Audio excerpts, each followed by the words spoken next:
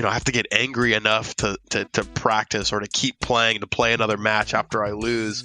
And now it's like I've got my life is just the dynamics of my life are different. So now when I get really angry after, I just quit. I just rage quit these days and then won't play again for like months. And so actually, yeah, I suck at all my games now. And this reminds me of just a couple of weeks ago when I installed StarCraft. Because of this series. Yeah. And so I started running stuff, and you're like, oh yeah, let's log on. We're going to do multiplayer. And I'm like, I don't want to do the multiplayer. And you're like, yeah, we're going to do the multiplayer. We're going to whoop up on things. And I'm like, I don't even understand how to do the thing. And you're like, yeah, let's put it on extra fast. And I'm like, what do you mean extra fast? And you're like, everybody plays extra fast. If you don't, then you're a wimp. And that's exactly what I said. That's pretty much the actual conversation. This is. But yeah, so Warcraft and actually the first game that I actually played online, and it's still one of the few games that I have played online. Warcraft. It was the first one was Diablo, and the reason I got Diablo, and we'll go into this when we hit Diablo more, but the reason I got Diablo is because I was working this job, and it was retail. We worked really late at night, and when we got off, two of my friends were talking about actually they were direct dialing each other to play Diablo together, and they were like, hey, do you play Diablo? I had no idea what the game was, and they're like, go get Diablo, and we'll call you in an hour. And so I went to Walmart on the way home and picked up Diablo, and then we started playing online, and that was really the. Besides MMORPGs, so that's really the only thing that I played online, and that was just with them. And you had probably an awesome time, right? I did, yes. Yeah. My character kicked some butt in that game. I love that game, man. That was a good game. Anyways, we are actually talking about a different Blizzard game today, and one with as much impact, if not more, than Diablo? Yeah. I mean, if you're going to count World of Warcraft 2, yeah, not World of Warcraft 2, but World of Warcraft also. There's not a WoW 2, right? Well, we just spent like rumors are now flying. Yeah. Warcraft 2, the other MMORPG. It was announced on the Retro Zoo by two guys who are clearly not up to date on anything. One of them's on Benadryl. Right. No, there's just expansions for the World of Warcraft, but the Warcraft universe is old, and it starts in 1994 and it goes all the way up to this year. So the Warcraft universe itself, encompasses different types of games, but mostly it's the RTS from Warcraft 2 are very similar. And then Warcraft 3 adds another, there's another aspect to it, like the heroes, and Warcraft 3 really, and this is why the influence, aside from World of Warcraft, which comes out in 2004, Warcraft 3 comes out in 2002, and that basically spawns an entire genre. Because Warcraft 3 itself was it was a hit. People liked it. I think it made Game of the Year for PC Gamer. I remember I used to get the magazine. But it's really famous for spawning games like Dota and just the MOBA in general. So the massive online battle arena or whatever. The MOBA comes from Warcraft. It's a Warcraft 3 mod. It's just a campaign, a custom map for Warcraft 3. So really you have an entire game genre comes out of Warcraft 3. So Warcraft is probably aside from World of I would say World of Warcraft eclipses that in the US possibly. But I don't know. Yeah. The MOBA now, it's like that's an entire genre. So I feel like whereas World of Warcraft kind of it ends. There's you got expansions in 2007, 2008, 2010. Pretty much everything after 2004 when World of Warcraft comes out. Everything that comes out after that of Warcraft until Hearthstone in 2014, which actually pulls on Warcraft. So it's still kind of Warcrafty. But yeah, everything is it's pretty much World of Warcraft and it's a different game. But yeah. So anyway, but we're talking about RTSs, so that kind of ends with Warcraft 3, Warcraft 1 and 2, and then which I guess we're kind of focusing on today because Warcraft 3 is a little. And when we're talking about like the development of the RTS, Warcraft is the atom bomb in this that just blows this stuff up, because like Dune 2 like put most things in place and for it to be ready to go, but it just needed that spark that was just going to set things off. And Warcraft came in and was just the perfect storm for all of this. It was exceptionally well designed, and then it was followed up immediately by Warcraft 2, which just amped things up even further. We'll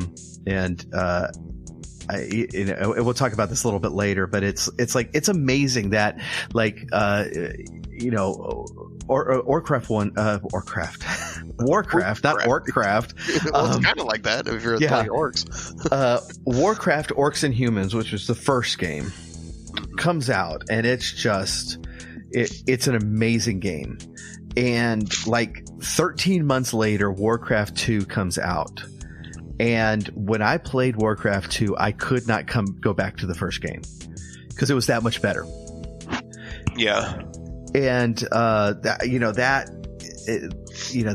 kind of just it ultimately was a 1-2 punch by Blizzard that was just phenomenal, and it really put this genre on the map in a very big way. Yeah, I mean, and I was just looking at timelines here because the other big RTS that I remember from this time period was Command & Conquer, and I know we'll talk about that later. Mm-hmm. But so it comes out the year after. The original Command & Conquer is 1995. And so you have 1 year after, or I don't even know if it was a full year, but after Warcraft, Orcs and Humans, Warcraft 1, you had Command & Conquer. And then the year after the original Command & Conquer comes out, you've got Command & Conquer Red Alert, which was like, also huge. And so you have these, like, this is the heyday in my imagination. I mean, and really honestly, when I freak out about RTSs and why I'm excited to talk about this series, and I'm glad you have, come down from your your JRPG mountain and like come to the peasants down in the valley. This is when I was gaming by myself, like I had an older brother. I had I watched a lot of games over shoulders on a PC. We didn't have a console, so it was like you had to wait till somebody was done. But basically, most of the games before Warcraft, Command & Conquer, or I wasn't really playing. So this was like kind of when I basically 95, 96. That's when I started playing computer games.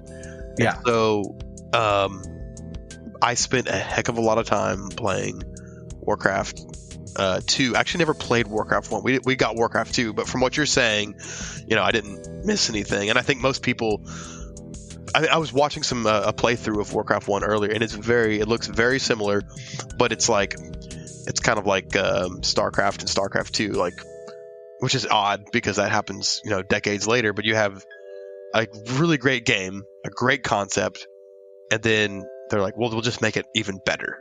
And that's a good idea. It's like, okay, yeah, this is a good idea. You made a really great thing. People love it. Make it better. Don't try to make an expansion. Use a new engine. Do what you got to do.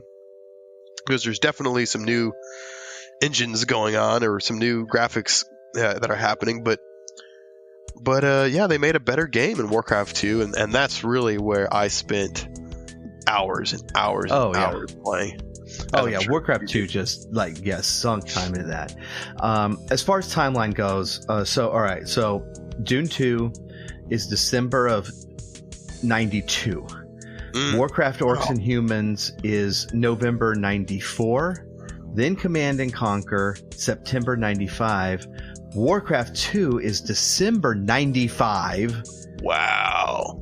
Command and Conquer Red Alert is November 96. So of these 4 games, these are incredibly influential games. The 2 Warcraft games and the first 2 Command and Conquer Red Alert are all within essentially just over a 2 calendar year period. Yeah. And they're very different games. That's the great thing. They're very different RTSs, actually. Yeah. And so, at least the Command and Conquer and the Warcraft, I don't know if we're going to give it a whole episode over to Command and Conquer, but the idea is but Warcraft is, I don't know, it's very unique in and of itself, but it was nice that there was diversity in this field. So pretty much since we've talked about this before, we've mentioned it before, but the RTS genre it's kind of it seems like, this is the joke, is like it's always been in its death throes. So everybody's always predicting like, oh, it's almost over. Like there's not going to be any more RTSs left. And I think what it is it's been refined down to where an RTS at its prime is really a 1 versus 1. It's like a chess game. Whereas, the other kind of styles of games that came out of RTSs like Warcraft 3, is a different type of game. A MOBA is it's like a different game you're playing. You're not playing an RTS. A traditional RTS is a 1 versus 1. So where we are now with StarCraft 2, it's like kind of like it's taken from all these predecessors and it's concentrated like the pure essence of what an RTS should be. And I think you don't need a bunch of different ones. Although I would like to see, I would like to see different types. I mean, I would definitely play, I know Command and Conquer is still releasing stuff kind of, and I don't know how successful. I haven't heard too many good things or bad things. No news isn't always good news in the game industry. So it's actually bad news. But yeah, I mean, it's interesting to think that at this point in time there was at least 2 major players in the RTS world, and so and if somebody had to win at the end of the day, it was Blizzard, because we've seen a struggling Command and Conquer really struggled, and it's kind of unheard of after probably Tiberian Sun in 1999, which I also played and loved. But so for Warcraft 2, when you look at the timeline, okay, so you've got Warcraft 2 Tides of Darkness. It's 1995. And then you've got the expansion in the next year, 96. And then you've got 2 years of new Warcraft stuff being released. 97, 98, nothing. And then in 99, you've got BattleNet Edition. Warcraft 2 BattleNet Edition. And that is, that's after StarCraft was on BattleNet. And I remember when the BattleNet Edition came out for Warcraft 2, because I got it, and you had a different, you had a different avatar. And this is 99, so it was all clunky. BattleNet was awesome. It worked great. It just looks clunky compared to what we have now. But sure, I remember like seeing people in the chat rooms like when it first came out, and I was like, whoa.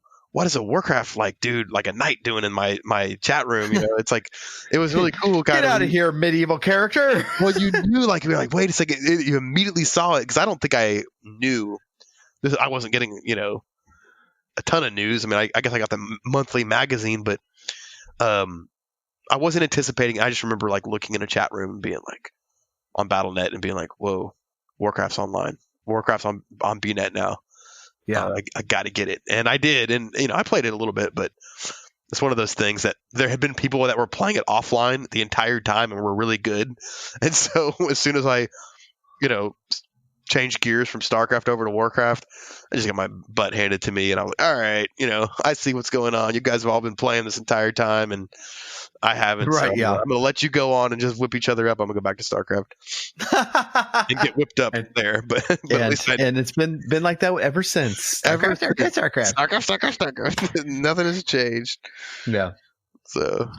Oh yeah. So we're gonna I'm probably not gonna touch a lot on the plot of Warcraft in this one because hopefully in our backbeat episode next week, my plan is to actually watch the Warcraft movie. I'm not overly looking forward to it, but this is what I sacrificed for you. I don't think I've seen it. We should watch it together. I haven't. We should watch But yeah, so the movie is very, very, what they describe as very loosely based on Warcraft 1. And it would have to be very loosely because, your character is just like this nameless, faceless, low level commander at the start of the game. And you kind of work your way up to, being in control of the entire world and all that good jazz.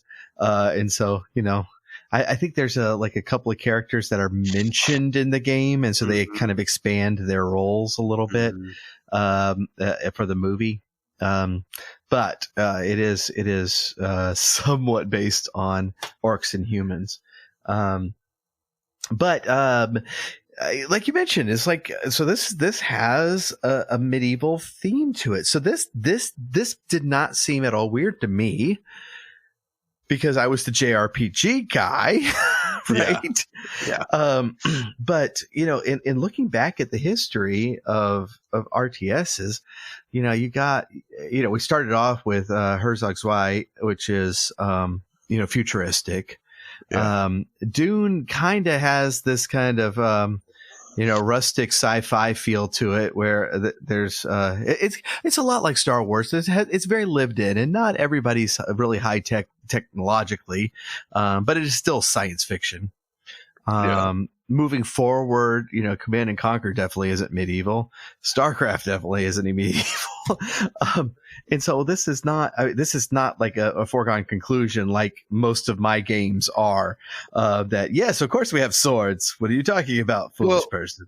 Yeah. Well, I mean, it wasn't necessarily for me either. I mean, it was for Blizzard, but we're Populous, it was like a 90 in the early 90s, 91, I believe. And then also Age of Empire. Like, when did that come out? Age of Empire was totally swords. And I don't know if I kind of want to say Age of Empire, the first Age of Empire was. It was later. No. Was? It was later. The first Age of Empire is 97. Oh, okay. See, I'm a kid, so this is all blending in. But Populous is 91. Yeah. Yeah, so Populous is, I think, actually Populous. We mentioned this before. Is kind of one of the inspirations to the genre. Right. I see. Populous 2 is in 91, so Populous is 89. 89, right? Yeah. Dang. Yeah. But that's like mythology. But the medieval setting is very, very natural. It is. Because you have, especially because you have such clear distinction and separation of classes. We have the peasant and the peasant. We need to go farm peasant, type stuff. Go build something. Yeah. And then you have the knights and the various soldiers and archers and stuff like that. And so it lends itself to this. And then when you get, more into the fantastic elements, you have magic and stuff. But that was not. That actually, the magic is used sparingly in Warcraft, which I really like. I really like the kind of the strategic element of using my old fashioned, melee soldiers and archers instead of blowing stuff up with fireballs. Yeah. You do get magic and you can use magic, but it is not. It is used pretty sparingly, so which I like I said, I think is pretty darn cool. Well, the idea of a spellcaster unit is been a staple of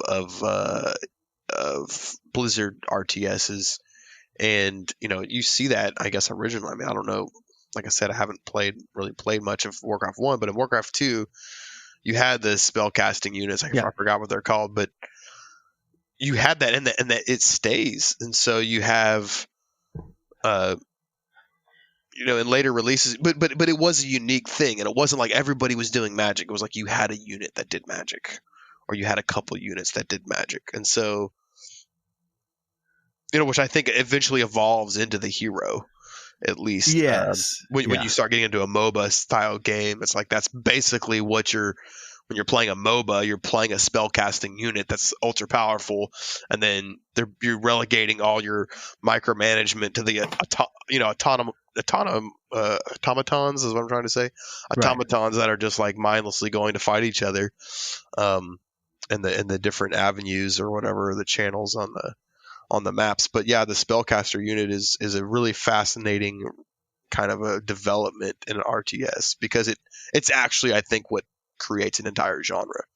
Yeah. So and that comes from Blizzard. Yeah.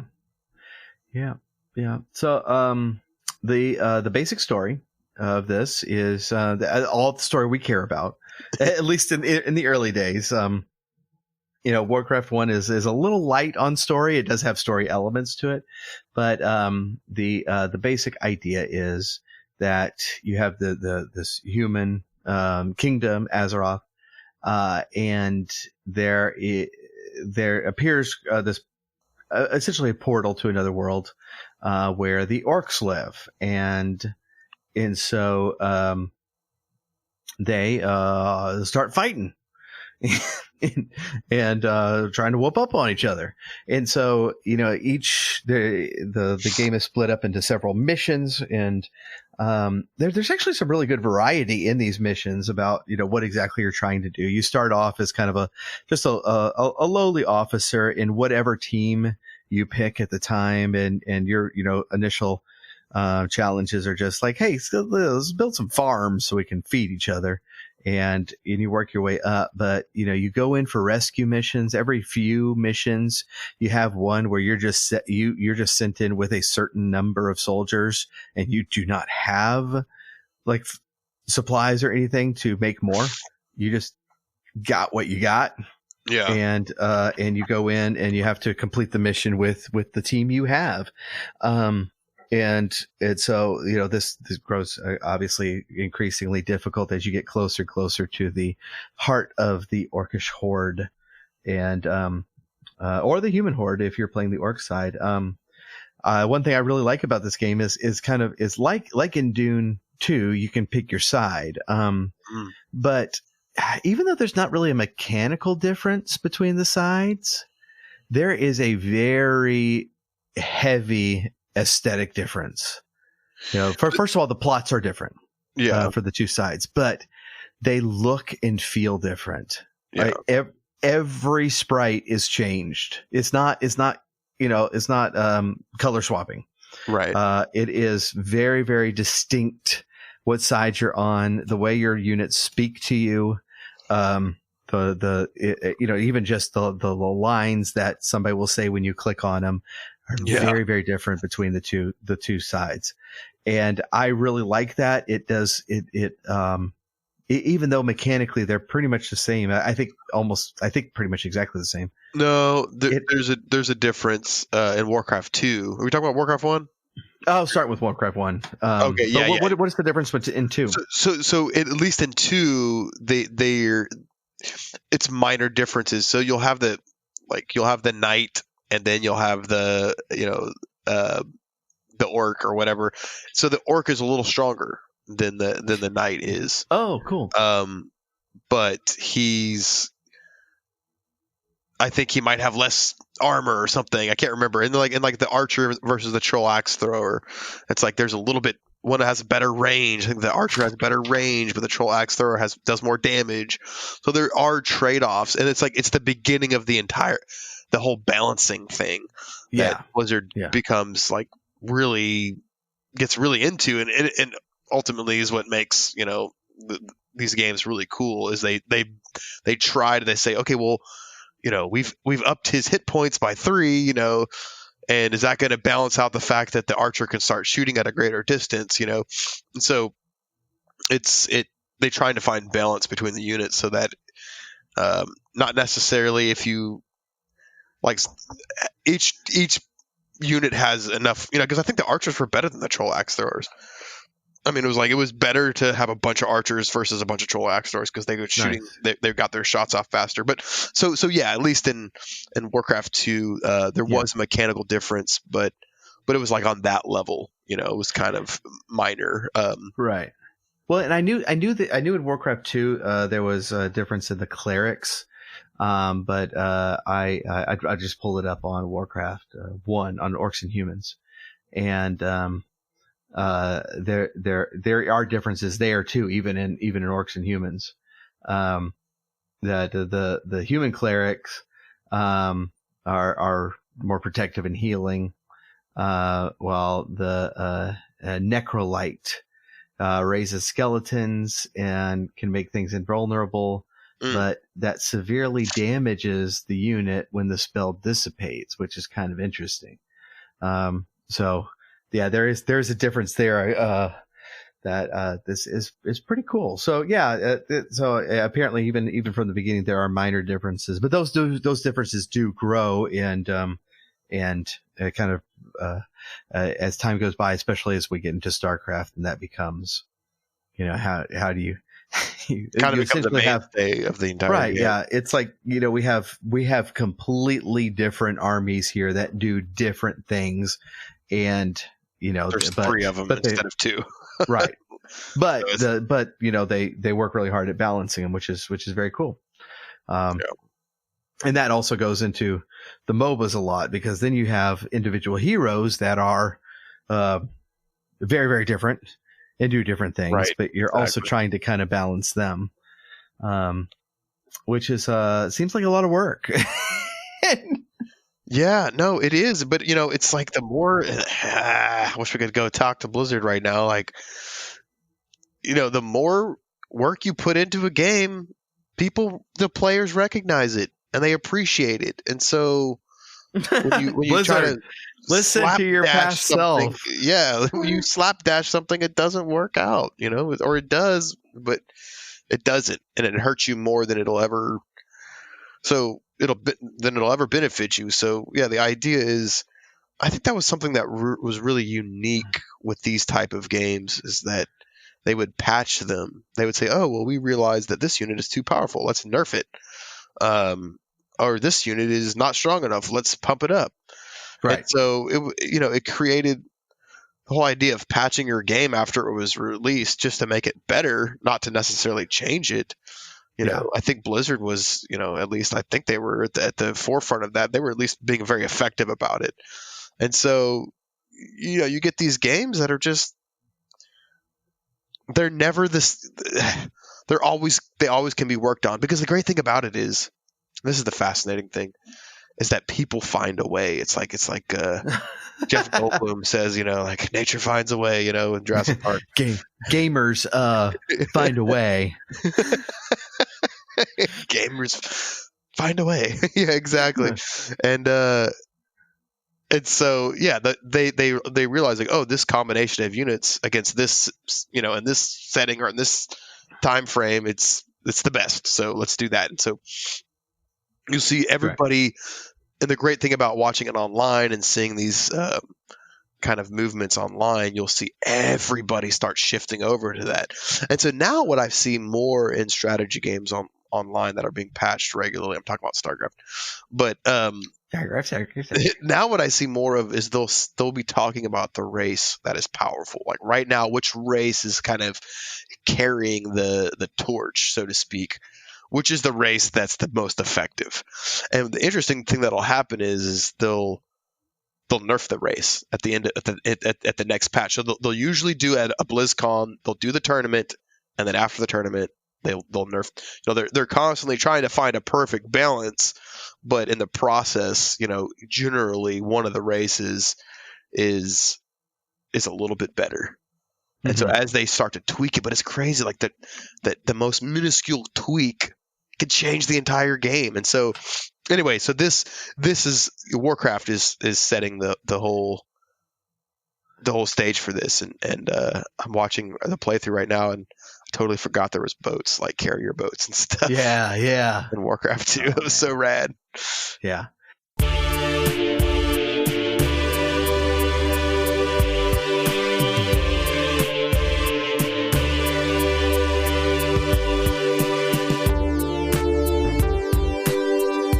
Hey, it's Kai here.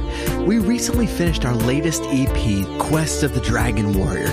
It's an electronic tribute to Dragon Warrior and the amazing music that game gave us. We're really excited about how this music came out, and we want you to have it for free. If you go to technofunkboy.com/Dragon Warrior and sign up for our weekly newsletter, you'll get the songs to download and keep for free forever. That's technofunkboy.com/Dragon Warrior, or check the show notes for a link.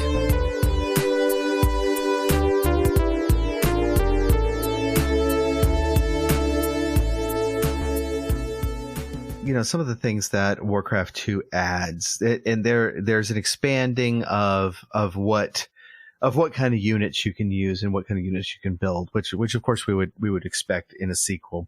And so you do have various kinds of ships and flying vessels and all sorts of different units and stuff. That by itself is fine. Or whatever, it's like I can play with less units and I can play with more units, and I don't really care. The stuff that makes Warcraft 2 just head and shoulders above Warcraft 1 is simple stuff. Just stuff like in Warcraft 1, you can pick up to 4 units. 4. Wow. 4. Yeah, and not much you can do with 4. And if I remember Dune 2 right, that's 3 more than Dune 2. I think if I'm remembering that right, somebody will correct me. But it's like, okay, so that's an improvement, but it's 4. This is supposed to be a war, not a skirmish. Yeah. And so it, especially when you've like built up your army and you're ready to send them off, you're like, okay, you 4, go. Let me click 4 more. Go, and it got really irritating. Well, could you can't hotkey them? Or probably not at that point. I don't believe Probably so. not. You can click them on the minimap, and so you can highlight them, and then you can send them, by pointing the way on the minimap, which is great, which is actually fantastic. It's great, but it's very slow going. And so that was really cool before you played Warcraft 2. And then it wasn't nearly as cool anymore because Warcraft 2, you could click a whole bunch more. Is it 9? No. Or is it 12? Because I know it's 12 in StarCraft 1. Or maybe it's 16. I think it's 16 in StarCraft 2. 12 units in Warcraft 3. But why does it say anything? Nobody cares about Warcraft 2? Apparently not. It's too retro, bro. I know. Deeper on this one, because everybody's talking about. Let me put 2. Let me put, how many units can you select in Warcraft? Now I gotta know this. This is gonna drive me. I know. Yeah. I was just gonna pass it by until you. 9. 9. Okay. So that's such a. That's a huge improvement, right? Yeah, and huge. Especially when it comes down to that, that final push. You need to get these people moving. Yeah, I remember going back and selecting clumps. 9, 9, 9. 9, 9. Right. So one of the other things that really just got tedious in Warcraft 1 is that you had to have roads to all your houses, and the roads cost money. And so what you ended up doing was just like you started building SimCity in your little outpost there. And building like roads and blocks and stuff. Well, by the time you've got a big army and you've got a lot of peons that are running back and forth to the mines and cutting down trees and stuff, it's like everybody's blocking each other on the road, and it's really irritating. And so Warcraft 2 figured that out and just did away with the roads. And it's just like, just build wherever you want to as long as you can defend it. And and I noticed StarCraft is the same way. It's just, if you can defend it, you just put your thing down wherever you want to. But that I was watching the playthrough and I saw the roads, and I hadn't played Warcraft 1, so I didn't really know about that. But you know, the cool thing about that is, see, this is one of the things that gets sacrificed, and it's an entire other dimension. Like, what if you left roads in and they just gave you an advantage, you know, like, oh, you speed you up when you're on the road. So like you would place them strategically, you know, and but so you lose something when you get rid of that kind of concept, but also it probably makes the game a heck of a lot easier to balance. Yeah, it does. Because you got to factor that in. Well, and you know, one of the things I learned early in playing strategy games is that when I first started playing any kind of strategy game, you know, the tendency is you get nervous and you want to be defensive. We call it turtling up. You know, you turtle up, you build walls, you build whatever defensive structures you need. You spend all this time like protecting yourself, and then you basically have to play on your back foot the entire game. Because your enemy, if they're smart, you know, what you realize you need to be doing is the age-old truth, you know, the best defense is a good offense. And so really, I think the reason there aren't walls in StarCraft, really, that except for man-made, you know, you can make them out of supply depots or whatever. But the reason you don't use that is because people generally play offensive. Right. And spending resources on a defensive structure is kind of wasteful. Right. And that has always been my the reason that I'm not good at RTSs is because my instinct is totally on that, you know, fortify your position, type thing instead of let's be aggressive, and that's there was some maps in Warcraft 1 that I just played over and over again.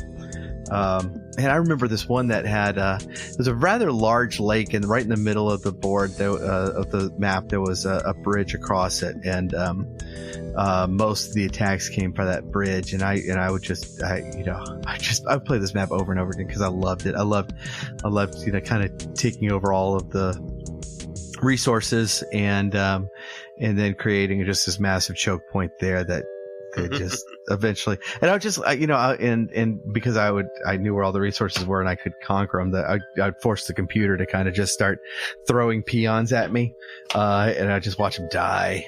And I would spend so much time on these maps that it was definitely not good playing.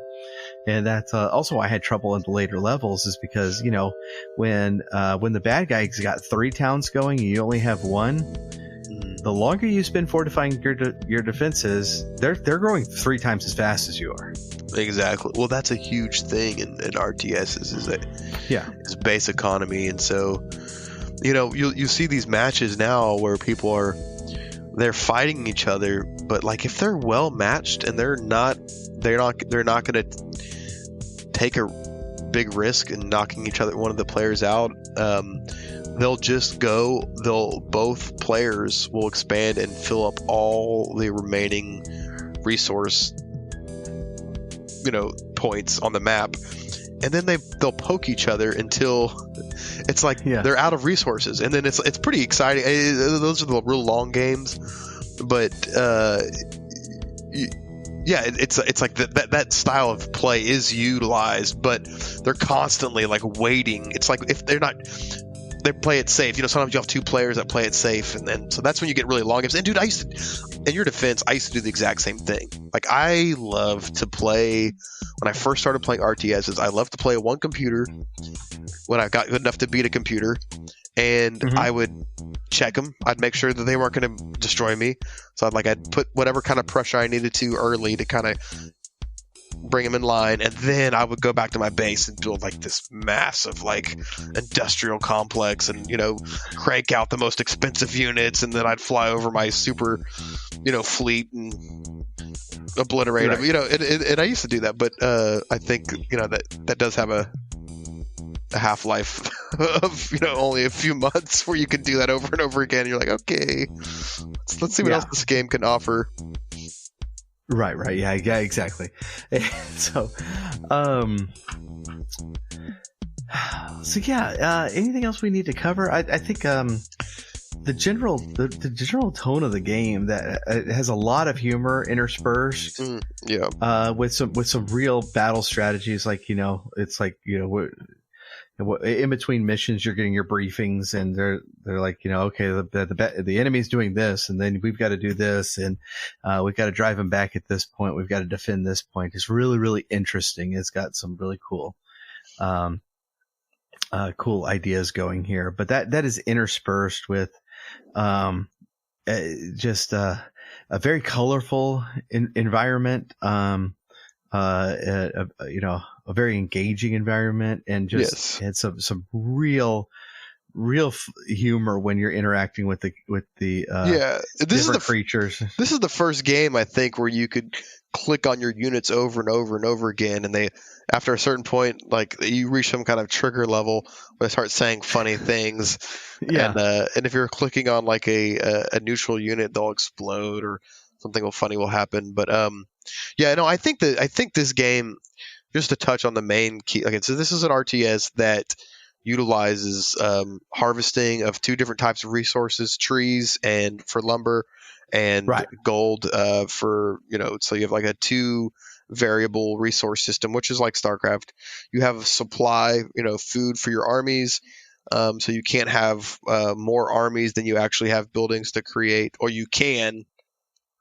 Hypothetically, you can, if you're food supply buildings, you can't build more units unless you have supply buildings to provide food. So you can get supply blocked, which is what it's called. Like if you like somebody destroyed your supply buildings before you'd have to build more before you keep building units. And then also you have upgradable fortresses. So like their tech levels increased, so at your main fortresses for both races, you can upgrade them. I think there's 2 or 3 tiers, I can't remember. But as you upgrade your main fortresses, you unlock different upgrades and different units, different structures that you can build. So there's a tech tree that's very defined, and in Warcraft 2, that's including upgrading your units' weapons and armor ability, and so it creates all these different variables which you can kind of mix together, and create different dynamics in your army, and I think that also Fog of War is interesting in this game because you have a totally black Fog of War, but when you reveal it, the fog it comes back, but the undermap is still revealed. Right. Just the actual landscape you can see, but nothing actually going on there, it's always kind of trippy when you re-enter an area that you haven't been in for a while, and like all the forests disappear because your enemy has cleared it out, and you're like, oh crap, okay, no, they're busy. Right, yeah. Oh. And this is these games are considered classics. And it's for good reason. These games, I just, especially for the time, thinking of Warcraft 1 particularly, Warcraft 1 for the time was just a masterpiece. It's been rightfully overshadowed by 2. I think 2 is the far superior game. But it's on the shoulders of 1. Oh yeah, of course. Yeah. And so, playing Warcraft 1 would probably be interesting to those of you who are just who are either going for nostalgia or just want to see the path that this genre has taken. Both games are available on GOG, and for very reasonably priced. If you're just looking for a good game, I think Warcraft 2 holds up very well. You probably could just skip Warcraft 1, and I think for not for the other reason you were saying, I might get Warcraft 1 just because it doesn't look as bad as I imagined it would. No, it's a very pretty game. Like, oh, okay, this actually looks pretty legit. Yeah, it looks like a solid game. It's a very pretty game. It runs really, really well. There's just those little things that Warcraft 2 fixed that now drive me crazy with trying to go back to it. But it didn't bother me the first time I played. That was the thing. It's like, I guess they didn't bother me that much. Having all of my peons like trying to walk down the main street and having to wait on each other, that did bother me. But I didn't realize, how simple the fix was until 2. But no, it's a gorgeous game. It runs really well. It is very well thought out. It's the levels are a lot of fun. And so it's really good. I actually just pulled up the GOG version of it, and the Orcs and Humans, just like that kind of sense of that subtle sense of humor of the game just kind of runs through it. Like each section, like the first section is called "My Lord," and the second section is "Stop poking me," which is awesome. But like the one part of it is like the features. One of the features is defend your village from the brutal attacks of human armies, and then they cross out human armies and put pale dogs. It's just really tongue in cheek, real fun. Oh yeah, it's great. How gaming should be. And so it's available as a bundle on GOG and also individually. And I think, this is some of the, by the way, we should mention that, the GOG version, of Warcraft 2 is the BattleNet edition with the expansion Beyond the Dark Portal. Oh, so you can get on BattleNet with it? That's interesting. Let me double check that. Yeah. I'm playing a BattleNet right now because I don't remember seeing that. I'm assuming that means you can play it on BattleNet. Right. Can you still play Warcraft 2 on BNet? Yes, it is still possible. Blizzard has re-released Warcraft 2 Battle.net edition with support for Windows 10 in the GOG store. So there you go. Yep. You're right. Absolutely right. Awesome. Oh, so that's great. So yeah, all right. So it makes me happy that Blizzard is supporting this game. I'm actually really glad you said that because I've looked at the when I have my Blizzard HUD up. I never saw Warcraft 2, but I kind of wondered about it. But now I know. Mm-hmm. Sweet. So yeah, that's great. So we like I said, next week we're going to do the Warcraft movie. It's the plan. But we are going to get into, I think Command and Conquer's next, and kind of keep working our way through the early glorious history of the RTS, and so that'd be a lot of fun. Yeah, no, it's exciting, and for all those people out there who already are into RTSs and wanting to get in some more on the action. This weekend, this weekend is the Intel Extreme Masters GSL Pro Tour in Katowice, Poland, for StarCraft 2, and it's pretty sweet. We got a good lineup of players there. We've got my man Neeb from America didn't make it into the round of 24, which is a bummer. I'm a big fan of him. I've seen him play live, like I always mention. But we got Cyril there, who is another fan favorite outside of Korea, and a new cat called Rainer, Italian kid who's like 17 years old and has already made like. Isn't that the character's name? Yeah, he goes off by the character's name. Wait, no one has picked that name.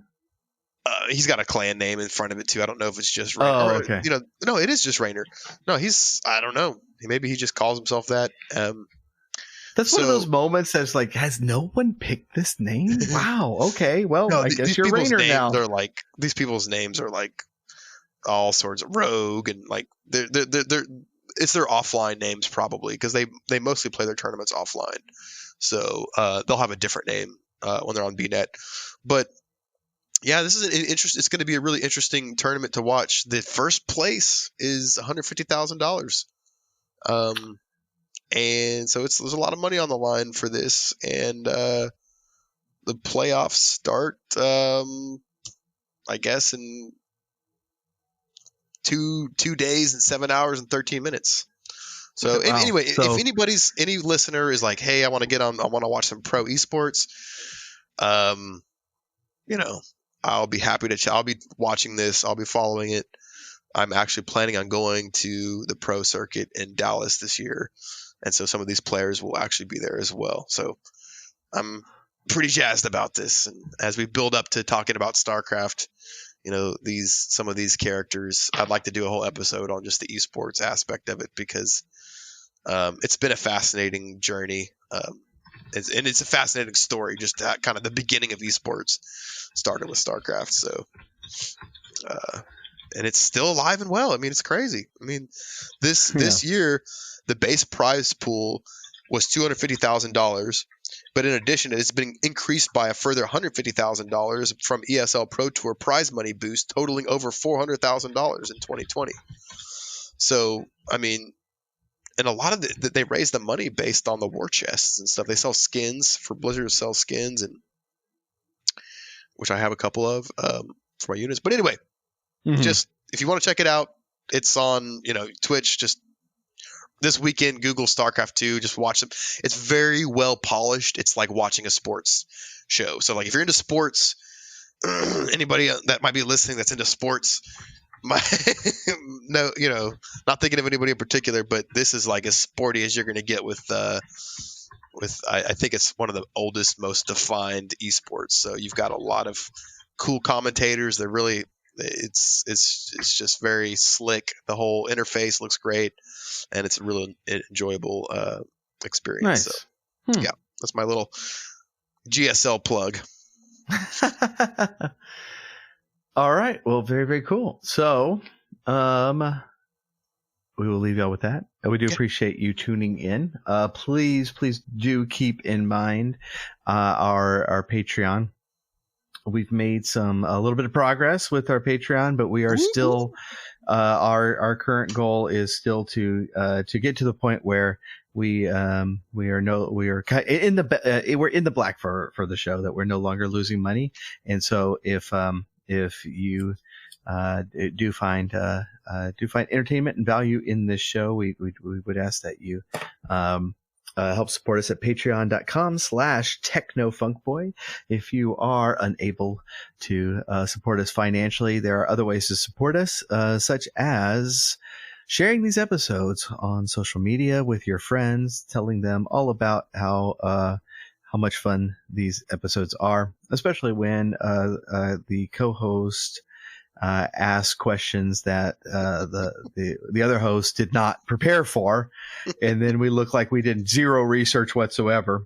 Like very simple things like how many units you can pick in Warcraft 2, which I should know off the top of my head. Or you can if we were fully funded, we would have more time to spend doing our research. So yeah, that's not going to happen, man. You can also rate and review us on iTunes, or Apple, should I say Apple Podcast, or your favorite podcast catcher. Yeah.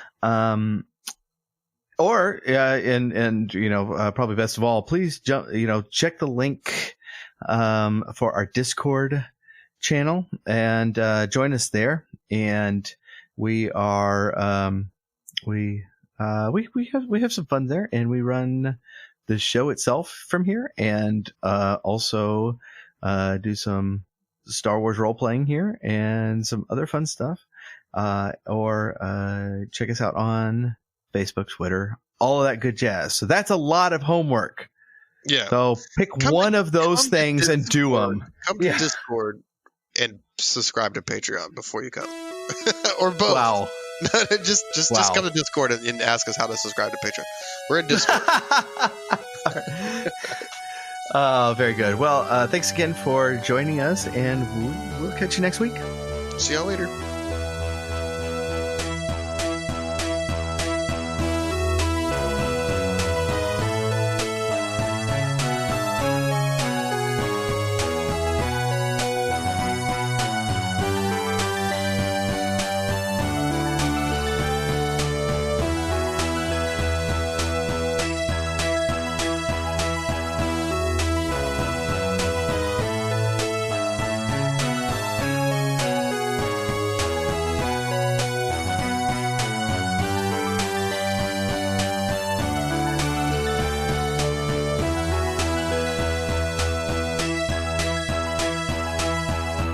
Retro Zoo Super Show is brought to you by the Techno Funk Boy. Follow us on Twitter at Techno Funk Boy, on Facebook at the Techno Funk Boy, and sign up for our email list at technofunkboy.com.